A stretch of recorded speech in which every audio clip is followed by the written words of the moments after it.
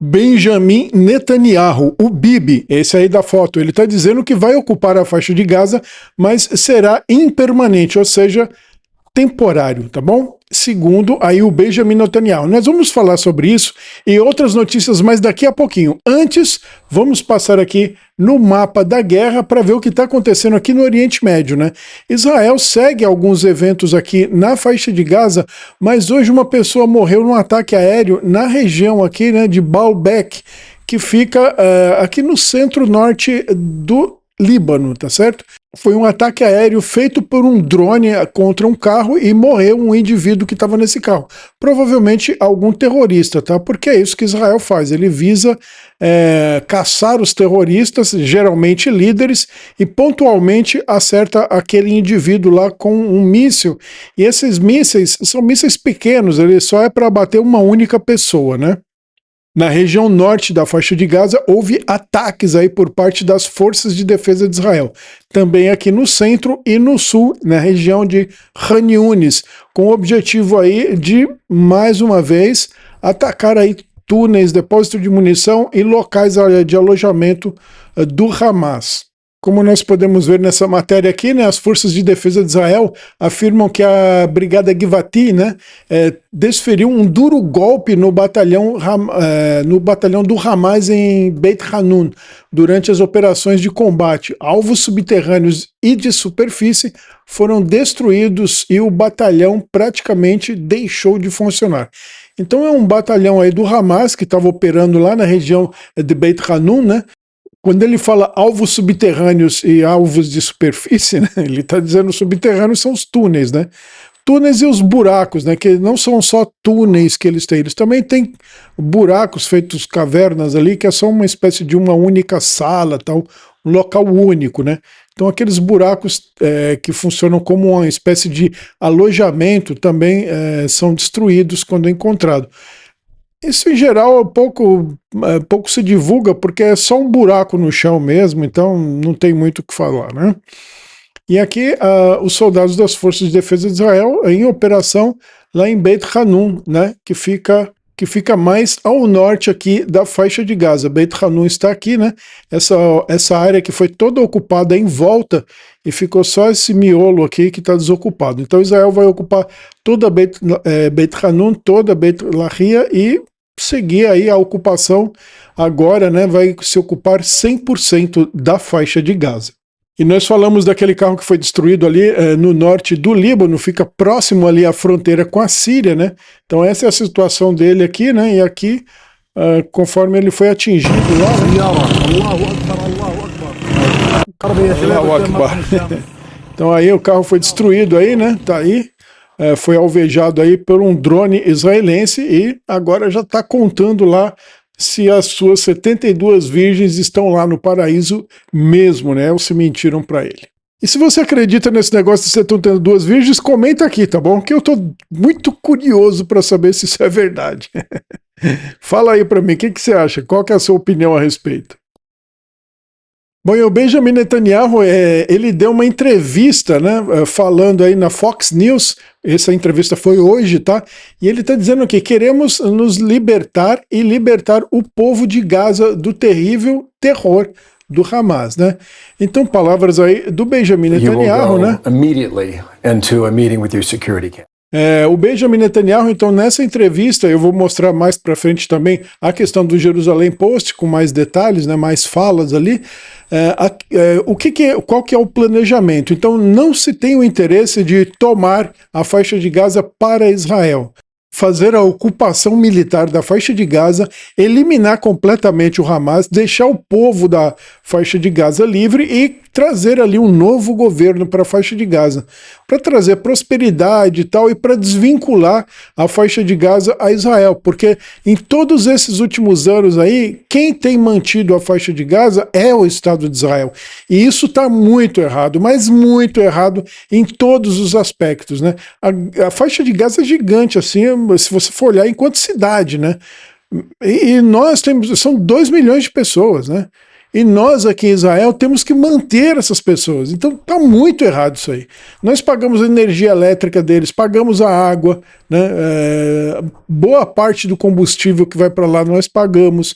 Então está na hora de eliminar toda essa questão aí na faixa de Gaza e voltar aos eixos da normalidade. Trazer um novo governo para a faixa de Gaza e que eles funcionem por conta própria, sem a dependência do Estado de Israel. E aqui no Jerusalém Post, né, o primeiro-ministro Benjamin Netanyahu disse isso, né? Israel planeja assumir o controle de Gaza, o controle total da faixa de Gaza, mas que não pretende manter o controle permanente sobre ela. Em entrevista à Fox, que eu mostrei agora há pouco, né? Não queremos ficar com isso. Queremos ter um perímetro de segurança e não queremos governá-lo. Então Israel não tem interesse na faixa de Gaza. Queremos entregá-los às forças árabes que o governarão adequadamente e não nos ameaçarão. Então Israel não quer aquele pedaço de terra, não faz nenhum sentido Israel tomar aquilo, quer ficar para você, fique para eles lá, não há nenhum problema, não existe interesse de Israel naquele lugar. A questão é, existe o interesse de Israel na segurança, né, na segurança do Estado de Israel. Então só vai assumir um governo ali que seja um governo aliado com Israel, para que no futuro aquelas pessoas possam ir e vir, entendeu? Para que as pessoas, que o mar fique aberto, fique livre de guerras, que aquilo se torne um lugar assim produtivo e cresça, né? O interesse de Israel é que aquele lugar cresça, avance, se desenvolva, não fique estagnado daquele jeito, né? Não há nenhum interesse de ver aquela situação, né? O interesse é que aquilo prospere e aí o povo fique independente, né? Que crie um lugar independente ali, não dependente de nós e fechado para o mundo, né? Isso está completamente errado, todo israelense aí concorda com isso. E tudo isso está acontecendo no momento em que se espera que o Conselho de Segurança se reúna numa questão de minutos sobre o potencial plano de governo para ocupar Gaza. Então, já foi aprovado, tá? Teve uma reunião de terça para quarta-feira, eu postei o vídeo ontem, né? Já teve essa reunião, já foi aprovado. Agora o governo aguarda um plano, né? Esse plano ou está sendo elaborado, geralmente essas coisas já estão em andamento, tá? Falta alguma conclusão ou detalhes disso para se colocar em prática e executar aí tudo o que foi autorizado anteriormente. Militares do governo discordam sobre a ocupação de Gaza. O chefe do Estado-Maior, né, o Eliel Samir, observou que os militares discordam da ocupação de Gaza e prometeu discutir isso com o Conselho de Segurança nesta quinta-feira, né? Estamos lidando com questões de vida ou morte na defesa do país e fazemos isso enquanto olhamos para os nossos soldados e para os civis em Israel.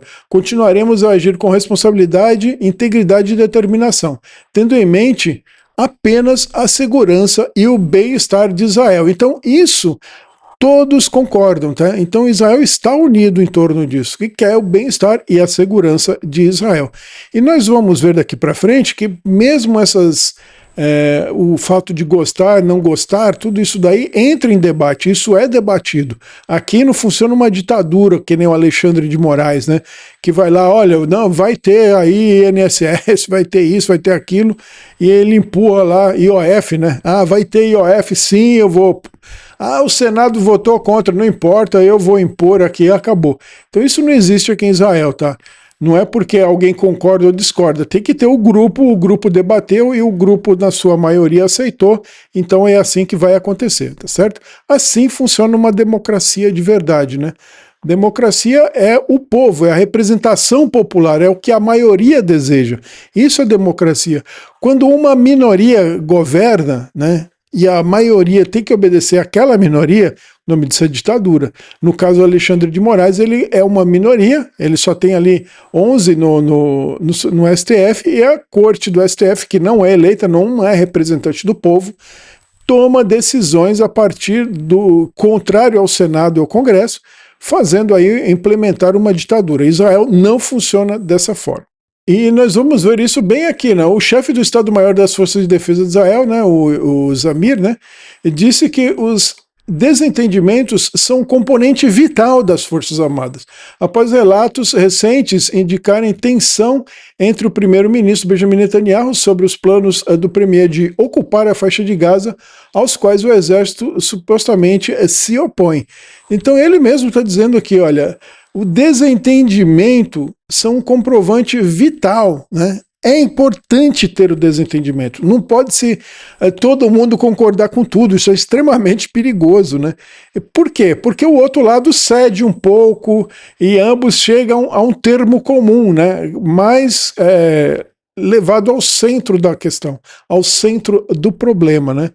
Então, por exemplo, um quer ocupar e tal, a todo custo, fazendo assim, assim, assado, blá, blá, blá, blá, blá, e o outro lado coloca os contrapontos, né? E aí isso vai numa balança até que ele ache um ponto comum entre os dois, que é o ideal, né? Então assim as coisas funcionam e funcionam bem melhor, né? E desculpa eu comparar com o Brasil, mas é isso que está acontecendo no Brasil hoje, né? Está acontecendo a coisa errada no Brasil. O Brasil quer uma minoria calar o outro lado, fazer com que o outro lado se cale completamente. O Alexandre de Moraes punindo as pessoas por falar, o Daniel Silveira por falar. Tudo bem, se ele falou besteira, né? Eu nem sei exatamente o que ele falou, muita gente disse que ele falou besteira, mas tudo bem, mas é um direito dele falar. O lugar chama-se parlamento. Parlamento vem do italiano parlar, né? Vem do latim. Parla quer dizer falar, né? Então parlamento vem de falatório, lugar de falar, né? Falador, né? Sei lá como ficaria o nome correto. Então parlamento é um lugar onde se fala, onde se conversa, se expressa.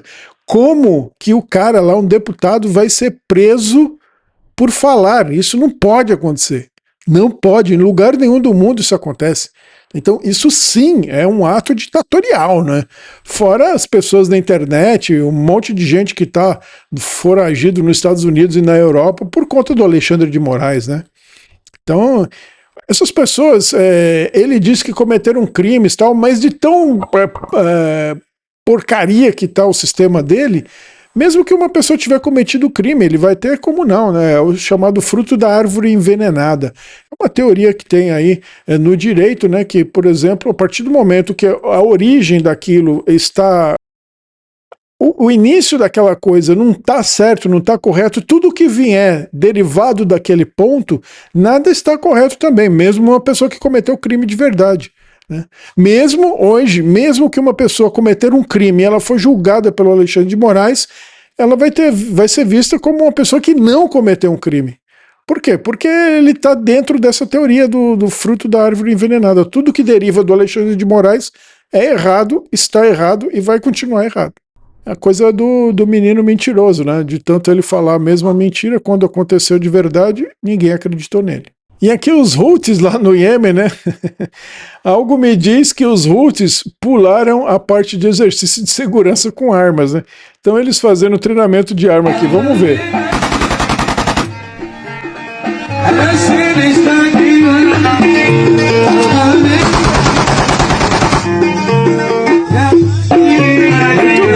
Muito bem, Houthis. Certinho você aí.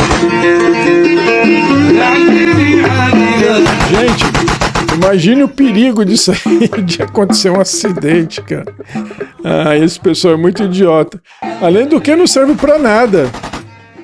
Não serve pra absolutamente nada você fazer um treinamento de tiro estando deitado, né? Completamente inútil, porque você treina o tiro a partir do momento da sua sustentação corporal, né? E tem até uma coisa que se chama no meio militar que é memória muscular, né? Tanto que o pessoal, hoje em dia, em alguns lugares, principalmente na Europa, para economizar munição, o pessoal faz treinamento com airsoft. Exatamente, com arma de airsoft, porque é mais importante a memória muscular do que exatamente os tiros que você dá, entendeu? A resposta, a memória muscular, porque as armas de airsoft são idênticas, né? Claro que o tiro não é o mesmo impacto. O impacto é bem maior na arma de fogo, né? Já no caso da airsoft, não, o impacto é bem menor. mas a memória muscular de como carregar, pegar, levar e tal, e tudo isso, e o estudar, por exemplo, todos os acidentes possíveis, né, é bem mais fácil de você prevenir um acidente real, que aí seria bem perigoso. Então isso é completamente idiota, esse treinamento deles, é mais uma exibição de arma do que qualquer coisa. Isso para acontecer um acidente aí tá facinho, né? Então essa notícia aqui é muito bacana, né? Esse aqui é o Dr. Alidavi, né? Ele dá uma entrevista aqui no canal Calcalá TV, né? E foi muito bacana, né? Eu gostei de ver. Ele está falando aqui do Javier Milei, né? Que ele continua uma revolução do livre mercado lá na Argentina. Ele que é um fã do Javier Milei, eu também sou, né? A partir do próximo ano, todas as escolas na Argentina adotarão o sistema de vouchers, né?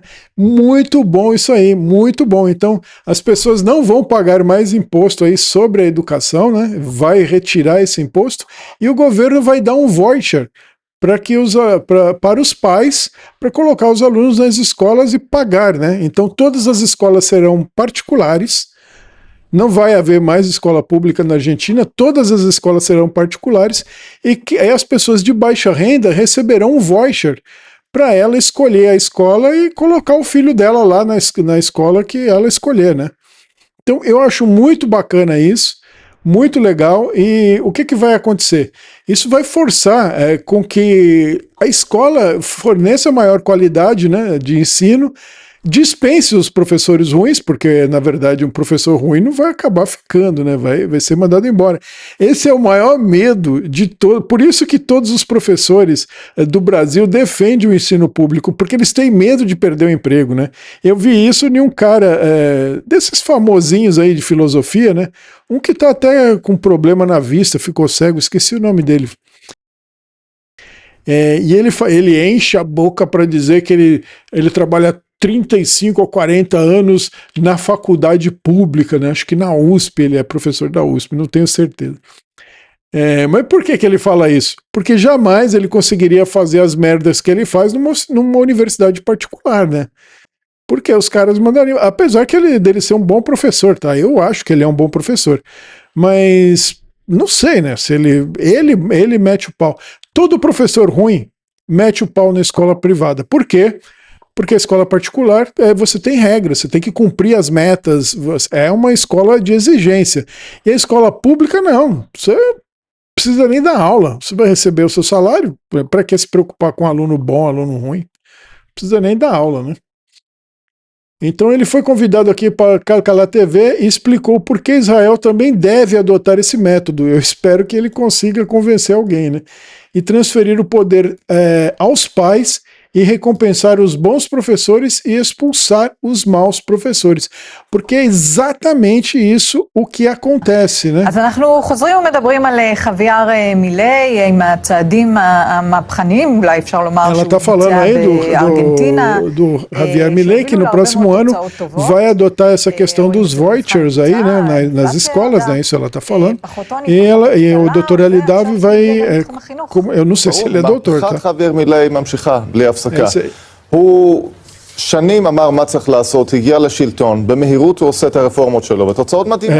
Bom, tá em hebraico, né, então vocês não vão entender, eu já assisti o vídeo anteriormente, né, então ele vai explicar aqui tudo isso que eu já falei para vocês, né, então esse aí, para quem não conhecia, é o Alidavi, né, então ele está aí falando, explicando tal, que Israel também deveria adotar essa postura, porque é uma postura muito boa, né, você acaba por trazer aí um equilíbrio entre as coisas, né? Você não fica com professores ruins dentro das escolas, a escola também se obriga a dar um lugar melhor, um local de melhor qualidade. Olha o Javier Milei aí, né? Então, meus parabéns aí pro Javier Milei, que tá dando aí uma petecada, um pé na bunda do Brasil, né? O Javier Milei, eu acho que seguidamente, assim, o Donald Trump e o Javier Milei hoje são os maiores presidentes do mundo, tá? Eu mais o Javier Milei, tá? Para mim, o Javier Milei, ele é o melhor presidente do mundo no dia de hoje. O que ele está fazendo, muita gente chamando de milagre, mas não é um milagre, pessoal, é só usar a coisa de maneira correta, é só fazer a coisa de maneira certa, né? E é como ele diz, né? para os surdos de merda, ou seja, para os esquerdistas de merda, você não pode dar 1 milímetro, não pode dar absolutamente nada. O Bolsonaro errou quando ele assumiu a presidência, ele não fez uma faxina, ele não limpou a casa. Ele deveria ter limpado a casa.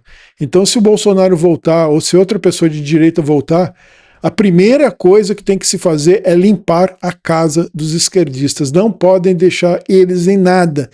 E se eles tentarem, tem que ser a força bruta, mostrar a verdade, né? Quando o STF tirou o Lula da cadeia, e o Senado e o Congresso lá não fizeram nada, nem o presidente fez nada, ali foi o erro, né? Quando o Alexandre de Moraes começou a meter o bico no negócio da corona e o Bolsonaro deixou quieto isso aí, ali foi outro erro.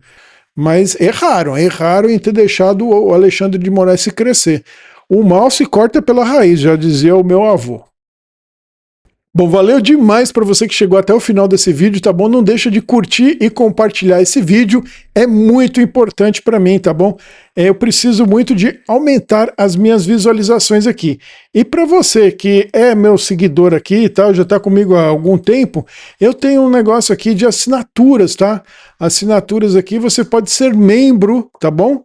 Eu tenho 6 membros aqui somente, mas você pode ser membro aqui do meu canal e eu tenho uma surpresa muito bacana, tá? O grupo do WhatsApp, do Telegram, desculpa, o grupo do Telegram, né? Eu tenho um canal e dentro do canal tem um grupo. No canal você não consegue escrever nada, mas agora eu abri um grupo paralelo dentro do canal e aí você pode escrever, comentar e tal, não só assistir, tá bem? Então o que está acontecendo aqui?